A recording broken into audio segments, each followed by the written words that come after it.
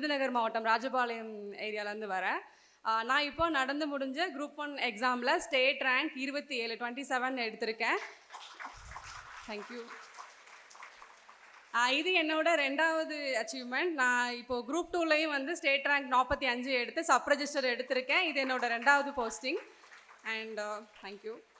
இந்த தருணத்தில் நான் யாருக்கு வந்து ரொம்ப நன்றி சொல்லணும்னு நினைக்கிறேன்னா, என்னோட அம்மா அப்பா, என்னோட ஹஸ்பண்ட், என்னோட ஃபேமிலி அண்ட் ஃப்ரெண்ட்ஸ்க்கு நான் ரொம்பவே நன்றி சொல்லணும்னு நினைக்கிறேன். அவங்க இல்லைன்னா இந்த இடத்துல நிற்கவே முடியாது. ஏன்னா இது வந்து என்னோட 3rd attempt. குரூப் 1ல் வந்து என்னோட 3rd attempt, என்னோட 2nd இன்டர்வியூ. ஏன்னா நான் 2022லையும் நான் இன்டர்வியூ போனேன், கவுன்சிலிங் போனேன், 66th ரேங்க் எடுத்தேன்.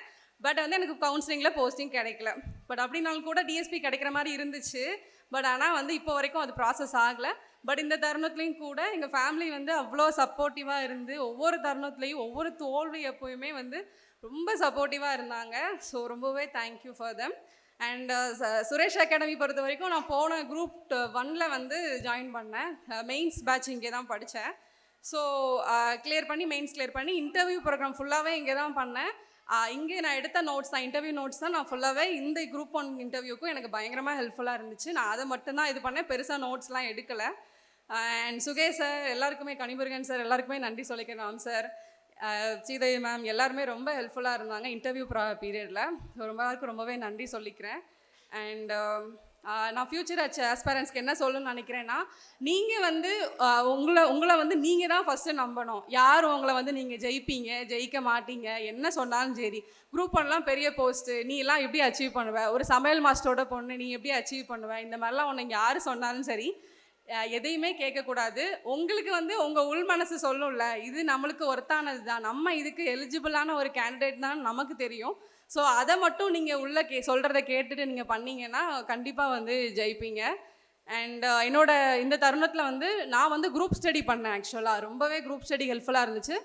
எதையுமே விடலை. ப்ரிலிம்ஸ்க்கு வந்து நான் டெஸ்ட் ப்ராக்டிஸ் ரொம்ப பண்ணல. ஏன்னா எனக்கு OMR பற்றி எனக்கு தெரியும், நான் எழுதிடுவேன் நம்பிக்கை இருந்துச்சு, நான் கொடுத்துருவேன்னு எனக்கு தெரியும். ஸோ அதனால் நான் வந்து ப்ரிலிம்ஸ்க்கு பெருசாக ஃபோக்கஸ் பண்ணல.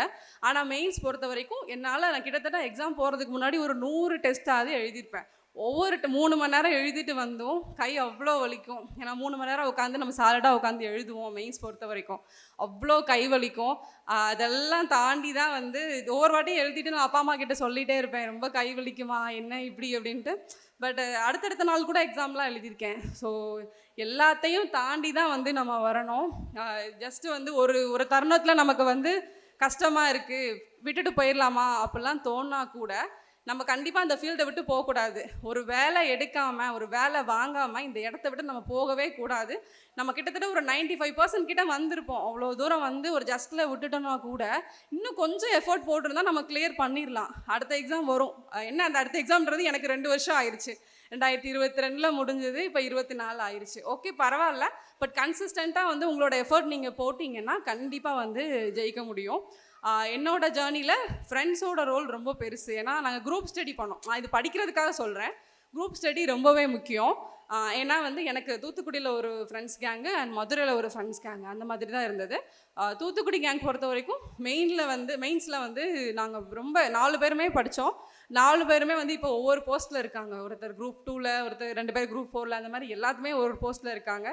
மதுரை பிரான்ச்சும் மதுரையில் நான் படித்தப்போயும் எனக்கு கிடைச்ச ஃப்ரெண்ட்ஸ் கேங்கும் ரொம்பவே பெஸ்ட்டாக இருந்தது. சேர்ந்து படிக்கிறதுக்கு அவ்வளோ எனக்கு குரூப் ஸ்டடி வந்து ரொம்ப ஹெல்ப்ஃபுல்லாக இருந்துச்சு. நான் நல்லா அதை வந்து யூட்டிலைஸ் பண்ணிக்கிட்டேன். ஸோ உங்களுக்கும் அந்த மாதிரி கிடைச்சதுன்னா நீங்கள் கண்டிப்பாக வந்து உங்களோட வேவ் லென்த்தில் ஃப்ரெண்ட்ஸ் கிடைச்சதுன்னா நீங்கள் அமைச்சிக்கோங்க. அது ரொம்ப பெரிய ஒரு இடத்துக்கு உங்களை கொண்டு போய் சேர்க்கும். எனக்கு ஒவ்வொரு தருணத்துலையுமே என்னோட இது வந்து ரொம்ப ஹெல்ப்ஃபுல்லாக இருந்தது அந்த குரூப் ஸ்டடி. And thank you.